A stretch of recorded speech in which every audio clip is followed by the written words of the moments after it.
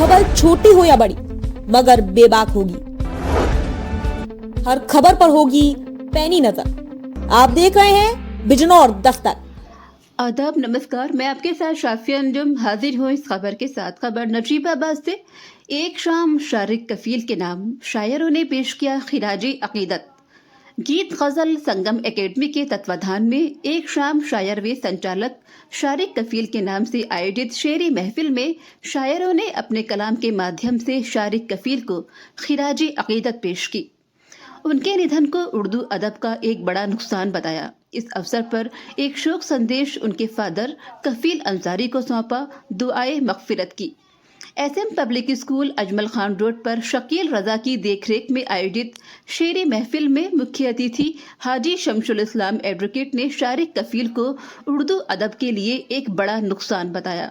उन्होंने कहा कि आज उनके लिए यही सबसे बड़ी खिलाजी अकीदत होगी कि हम अपने बच्चों को उर्दू की तालीम दिलाएं। विशिष्ट अतिथि तस्नीम सिद्दीकी और एसडी जैदी ने कहा कि मौत एक कड़वा सच है, लेकिन कुछ मौत ऐसी होती हैं कि जिनकी कमी हमेशा खलती रहती है। ऐसे ही शारिक कफील की कमी हमें खलती रहेगी। कफील अहमद अंसारी ने कहा कि मेरे बेटे के लिए यही सच्ची खिलाजी अकीदत होगी कि आप अपने बच्चों को अच्छी तालीम दिलाएं और उर्दू के फरोग के लिए काम करें। महेंद्र अश्क की अध्यक्षता और कारी शाकिर रिजवी के संचालन में आयोजित शेरी महफिल का आगाज शहीर परवाज एडवोकेट की और शाकिर रिजवी की नाते पाक से हुआ। शेरी महफिल में महेंद्र अश्क, शकील रजा, डॉक्टर आफ्ताब नोमानी, डॉक्टर इलियास अंसारी, कारी शाकिर रिजवी, सुहेल शहाब शमसी, जीशान नजीबाबादी, डॉक्टर नसीम अख्तर, आसिफ मिर्जा, हाफिज शादाब, शहबाज अख्तर, नसीम अहमद, शकील रजा, आशा रजा आदि ने अपना कलाम पेश किया। इस अवसर पर रशीद अंसारी, आरिफ कफील एडवोकेट, अमजद सिद्दीकी, अशरफ एडवोकेट, आशा रजा, सुफियान मुल्तानी, एमडी खान आदि मौजूद रहे। शकील रजा ने सभी का आभार व्यक्त किया। अजीम शख्सियत शारिक कफील आज हमारे दरमियान नहीं हैं, लेकिन उनकी यादें, अदबी खिदमात, उनके अशार हमारे दरमियान हमेशा जिंदा रहेंगे। आज हमें उन्हें मरहूम कहते हुए होठ लर्ज़ा हैं, दिल परेशान है, आंखें नम हैं, मगर ये कुदरत का निज़ाम है, इससे इनकार नहीं किया जा सकता है। अल्लाह ताला मरहूम शारिक कफील को जन्नतुल फिरदौस में बेहतर मकाम अदा करे, वालिदैन जुमला मुताल्लिक़ीन को सब्र व जमील अता करे। शारिक कफील की जिंदगी। मर भी जाऊंगा तो क्या लोग भूल जाएंगे? मर भी जाऊंगा तो क्या लोग भूल जाएंगे? लफ्ज मेरे मेरे होने की गवाही देंगे। लफ्ज मेरे मेरे होने की गवाही देंगे। मर भी जाऊंगा तो क्या लोग भूल जाएंगे? नामुमकिन है, नामुमकिन है, नामुमकिन है। किसी से सच्ची बात तो यह है कि कुल्लू नफ्सुन ज़ायक़ातुल मौत, ये एक ऐसी हकीकत है जिससे कभी इनकार नहीं किया जा सकता। और मौत भी अपने वक्त पर आती है, ना पहले आ सकती है ना बाद में आ सकती है। अलबत्ता बहाने बनते रहते हैं।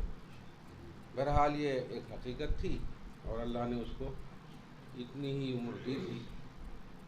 अलबत्ता इसमें देखने का पहलू ये है कि उसने एक बामकसद ज़िंदगी गुजारी और उसका मकसद हयात, जैसा कि आप हजरात ने फरमाया कि मैंने उसकी तरबियत इस अंदाज से की थी कि वो इस मुल्क के लिए, इस कौम के लिए, इस दीन के लिए कुछ काम करे। उसकी ज़िंदगी लहू-लआब में न गुजर के खिदमत इंसानी, खिदमत दीन और अदब की खिदमत में गुजरे। और इसके लिए हालांकि वो साइंस का स्टूडेंट था और उसने बीएससी किया था, उसके बाद एलएलबी किया, लेकिन मैंने इब्तदा से ही उसको उर्दू ज़बान से वाबस्ता किया था। मैंने आज खुद उसको उर्दू पढ़ाई और सभी बच्चों को अल्हम्दुलिल्लाह अब भी मेरे सब बच्चे जो हैं फैमिली के सब उर्दू जानते हैं, छोटे छोटे बच्चे भी उर्दू जानते हैं।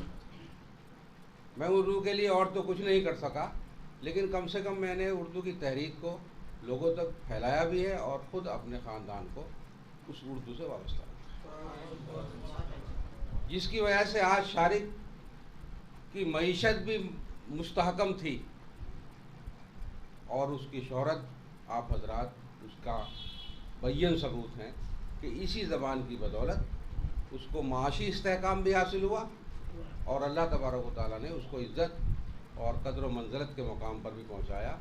ज़िंदगी छोटी हो या बड़ी, देखने की चीज़ ये होती है कि ज़िंदगी करके क्या की।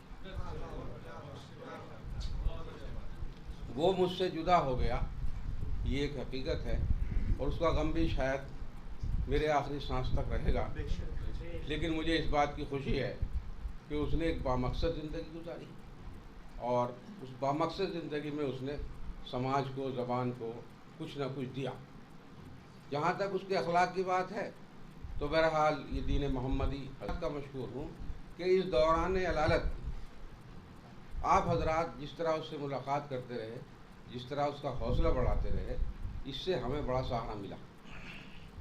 और बड़ा सहारा यूँ मिला कि जब आप जाते थे, उससे मिलते थे, तो उसके होंठों पर हमें मुस्कुराहट दिखाई दे जाती थी और वो हमारे लिए इत्मीनान का सबसे बड़ा हिस्सा।